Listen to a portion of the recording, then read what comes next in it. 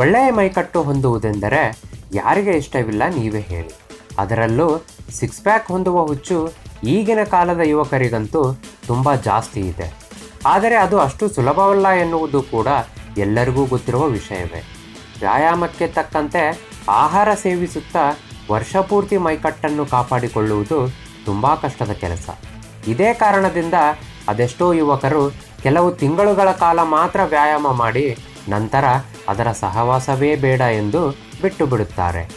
ಆದರೆ ಕೆಲವರು ಮಾತ್ರ ಅದೆಷ್ಟೇ ಕಷ್ಟ ಬಂದರೂ ಕೂಡ ಅದನ್ನು ಎದುರಿಸಿ ವ್ಯಾಯಾಮ ಮಾಡಿ ಮೈಕಟ್ಟು ಬೆಳೆಸಿಕೊಳ್ಳುವ ತಮ್ಮ ಗುರಿಯನ್ನು ಮುಟ್ಟದೆ ಬಿಡುವುದಿಲ್ಲ. ವಯಸ್ಸಿನಲ್ಲಿದ್ದಾಗ ದಷ್ಟಪುಷ್ಟವಾದ ಮೈಕಟ್ಟು ಕಾಪಾಡಿಕೊಳ್ಳಲು ಬಯಸುವ ಯುವಕರು ವಯಸ್ಸಾಗುತ್ತಾ ಹೋದಂತೆ ಅದರ ಬಗ್ಗೆ ಹೆಚ್ಚು ಗಮನ ಕೊಡುವುದಿಲ್ಲ. ಇನ್ನೇನು ನಮಗೆ ವಯಸ್ಸಾಯಿತು, ವ್ಯಾಯಾಮ ಮಾಡುವ ಶಕ್ತಿ ನಮ್ಮಲ್ಲಿ ಇಲ್ಲ ಎಂದುಕೊಂಡು ಸಂಪೂರ್ಣವಾಗಿ ನಿಲ್ಲಿಸಿಬಿಡುತ್ತಾರೆ. ಆದರೆ ಪ್ರಪಂಚದಲ್ಲಿ ಕೆಲವು ಜನರಿದ್ದಾರೆ, ಅವರುಗಳಿಗೆ ವ್ಯಾಯಾಮ ಮಾಡುವುದೆಂದರೆ ಬಲು ಹುಚ್ಚು. ಅದೆಷ್ಟರ ಮಟ್ಟಿಗೆ ಹುಚ್ಚು ಎಂದರೆ ಮುದುಕರಾದರೂ ಕೂಡ ತಮ್ಮ ದೇಹದ ಮೈಕಟ್ಟನ್ನು ಕಾಪಾಡಿಕೊಳ್ಳುವುದನ್ನು ಮಾತ್ರ ನಿಲ್ಲಿಸಿಲ್ಲ. ಬನ್ನಿ, ಇಂದು ನಿಮಗೆ ಸಾಯುವ ವಯಸ್ಸಿನಲ್ಲೂ ಕೂಡ ದಷ್ಟಪುಷ್ಟ ಮೈಕಟ್ಟನ್ನು ಹೊಂದುವ ಆಸೆಯನ್ನು ಹೊಂದಿರುವ ಆ ವಯಸ್ಸಾದ ಜೀವಿಗಳ ಬಗ್ಗೆ ತಿಳಿಸಿಕೊಡುತ್ತೇವೆ. ಆ ಮುದಿ ಜೀವಿಗಳ ಬಗ್ಗೆ ತಿಳಿದುಕೊಳ್ಳುವುದಕ್ಕಿಂತ ಮೊದಲು ನೀವಿನ್ನೂ ನಮ್ಮ ಚಾನಲನ್ನು ಸಬ್ಸ್ಕ್ರೈಬ್ ಮಾಡಿಲ್ಲವೆಂದರೆ ತಪ್ಪದೆ ಮಾಡಿ.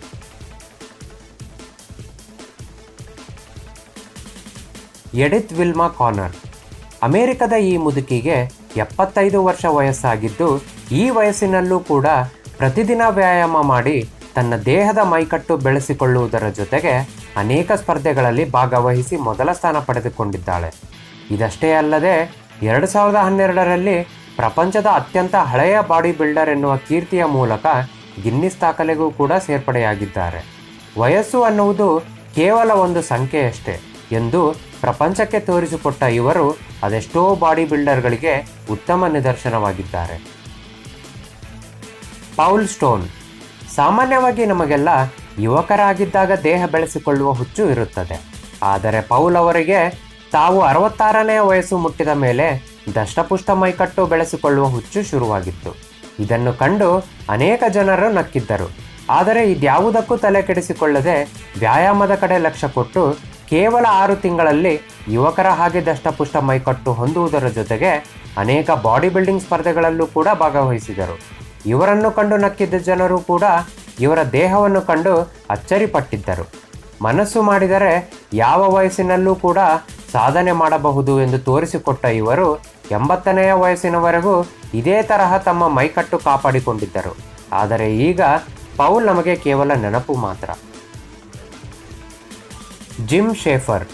54 ವರ್ಷದವರೆಗೂ ಧೂಮಪಾನಕ್ಕೆ ಅಂಟಿಕೊಂಡಿದ್ದ ಇವರು ಹೇಗಾದರೂ ಮಾಡಿ ಅದರಿಂದ ಹೊರಬರಬೇಕೆಂದು ವ್ಯಾಯಾಮ ಮಾಡಲು ನಿರ್ಧರಿಸಿದರು.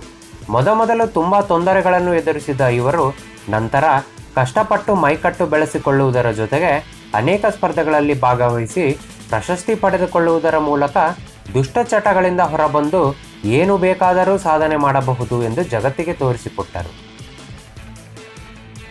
ಅರ್ನ್ಸ್ಟೈನ್ ಶೆಫರ್ಡ್. ನೀನು ಕೇವಲ ಒಂದು ಹೆಣ್ಣು, ನಿನ್ನಿಂದ ಏನೂ ಸಾಧನೆ ಮಾಡಲು ಸಾಧ್ಯವಿಲ್ಲ ಎಂದು ತನ್ನ ಗಂಡನು ಸದಾಕಾಲ ಅಪಮಾನ ಮಾಡುತ್ತಿದ್ದನ್ನು ಸಹಿಸಲಾಗದೆ ವ್ಯಾಯಾಮ ಮಾಡಲು ಶುರು ಮಾಡಿದ ಇವರು ದಷ್ಟಪುಷ್ಟ ದೇಹ ಬೆಳೆಸಿಕೊಳ್ಳುವ ಮೂಲಕ 54ನೇ ವಯಸ್ಸಿನಲ್ಲಿ ಗಿನ್ನಿಸ್ ದಾಖಲೆಗೆ ಸೇರಿದ್ದರು. ಹೆಣ್ಣು ಮಕ್ಕಳು ಮನಸ್ಸು ಮಾಡಿದರೆ ಏನನ್ನು ಬೇಕಾದರೂ ಸಾಧಿಸುತ್ತಾರೆ ಎಂದು ತೋರಿಸಿಕೊಟ್ಟ ಇವರಿಗೆ ಒಂದು ದೊಡ್ಡ ನಮಸ್ಕಾರ. ಮನೋಹರ್ ಐಚ್. ಇವರನ್ನು ಪಾಕೆಟ್ ಹರ್ಕುಲಸ್ ಎಂದು ಕರೆಯುತ್ತಾರೆ. ಇದಕ್ಕೆ ಕಾರಣ ಇವರ ದೇಹ ಹಾಗೂ ಎತ್ತರ. ಕೇವಲ 4 ಫೂಟು 11 ಇಂಚು ಎತ್ತರವಿರುವ ಇವರು ಬಾಡಿ ಬಿಲ್ಡಿಂಗ್ ಸ್ಪರ್ಧೆಯಲ್ಲಿ ಯೂನಿವರ್ಸಲ್ ಚಾಂಪಿಯನ್ ಆಗುವುದರ ಮೂಲಕ ನಮ್ಮ ದೇಶಕ್ಕೆ ಕೀರ್ತಿ ತಂದುಕೊಟ್ಟಿದ್ದರು. 90ನೇ ವಯಸ್ಸಿನಲ್ಲೂ ಕೂಡ ದಷ್ಟಪುಷ್ಟ ಮೈಕಟ್ಟು ಹೊಂದಿದ್ದ ಇವರು ಅನೇಕ ಯುವಕರಿಗೆ ತರಬೇತಿ ನೀಡುತ್ತಿದ್ದರು. ಆದರೆ 104ನೇ ವಯಸ್ಸಿನಲ್ಲಿ ಸಾವನ್ನಪ್ಪಿ ಇಂದು ಕೇವಲ ನೆನಪಿನಲ್ಲಿ ಮಾತ್ರ ಇರುವರು. Raymond Moon. ಅತಿಯಾದ ಧೂಮಪಾನ ಹಾಗೂ ಮದ್ಯ ಸೇವನೆಯಿಂದ ಹೃದಯ ಸಂಬಂಧಿ ರೋಗಕ್ಕೆ ಹಾಗೂ ಕ್ಯಾನ್ಸರ್ ರೋಗಕ್ಕೆ ತುತ್ತಾಗಿದ್ದ ಇವರು ಅದರಿಂದ ವಾಸಿಯಾದ ಮೇಲೆ ಒಳ್ಳೆಯ ಆರೋಗ್ಯ ಕಾಪಾಡಿಕೊಳ್ಳಲು ವ್ಯಾಯಾಮ ಮಾಡಲು ಶುರು ಮಾಡಿದರು.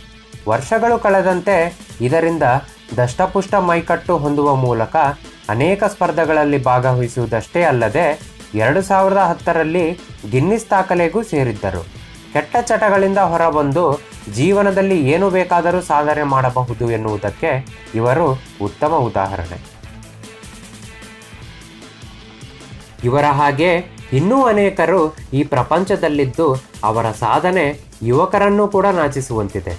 ಜೀವನದಲ್ಲಿ ಸಾಧನೆ ಮಾಡಲೇಬೇಕು ಎನ್ನುವ ಹಠವಿದ್ದರೆ ಅದೆಷ್ಟೇ ಕಷ್ಟವಿದ್ದರೂ ಕೂಡ ಅವುಗಳನ್ನು ಎದುರಿಸಿ ಗೆಲ್ಲುತ್ತಾರೆ. ವಯಸ್ಸು ಎನ್ನುವುದು ಕೇವಲ ಒಂದು ಸಂಖ್ಯೆ ಅಷ್ಟೇ. ಮನಸ್ಸಿದ್ದಲ್ಲಿ ಯಾವ ವಯಸ್ಸಿನಲ್ಲೂ ಬೇಕಾದರೂ ಕೂಡ ಸಾಧನೆ ಮಾಡಬಹುದು ಎನ್ನುವುದಕ್ಕೆ ಇವರ ಕತೆ ಒಂದು ಉತ್ತಮ ಉದಾಹರಣೆಯಾಗಿದೆ. ಇದರ ಬಗ್ಗೆ ನಿಮ್ಮ ಅಭಿಪ್ರಾಯವನ್ನು ತಪ್ಪದೇ ಕಮೆಂಟ್ ಮಾಡಿ.